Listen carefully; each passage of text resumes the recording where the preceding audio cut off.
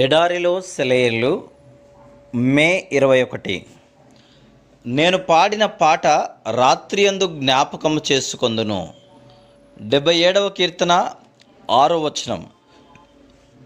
పాటలు పాడే ఒక పిట్ట గురించి విన్నాను.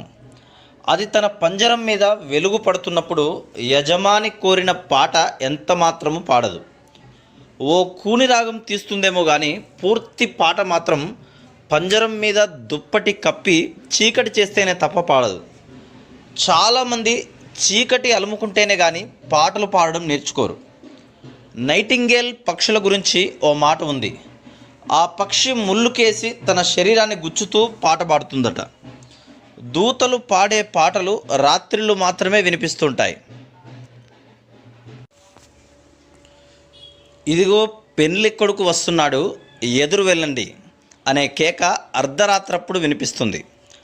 నిజంగానే ఆకాశం మబ్బులు కమ్మి చీకట్లు ఆవరించే వరకు ఆత్మకు తనను ఊరడించి సంతృప్తిపరిచే దేవుని అపారమైన ప్రేమ అర్థం కాదు. వెలుగు చీకట్లోనే జన్మిస్తుంది. ఉదయకాంతి అనేది రాత్రి చీకటి కడుపులో నుంచే వస్తుంది.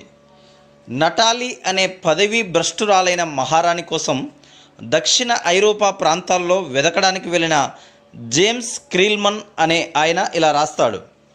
అదో మరుపురాని ప్రయాణం. గులాబీ పూల పరిమళ తైలం అంతా దక్షిణ ఐరోపా ప్రాంతాల నుండే ఎగుమతి అవుతుందని నాకప్పుడే తెలిసింది. అక్కడ నాకు తెలిసిన విచిత్రమైన విషయం ఏమిటంటే గులాబీ పువ్వుల్ని కారు చీకటి సమయంలోనే కొయ్యాలి. పూలు కోసే వాళ్ళు అర్ధరాత్రి 1 గంటకు మొదలుకొని 2 గంటలకు ముగించేస్తారు. మొదట్లో ఇది నాకు మూఢాచారం అనిపించింది. అయితే ఈ దివ్యమైన మర్మాన్ని అడిగి తెలుసుకున్నాను. వైజ్ఞానిక పరీక్షలు రుజువు చేసింది ఏంటంటే ఉదయం అయ్యేసరికి గులాబీ పూలలో నుండి 40% పరిమళం తగ్గిపోతుందని.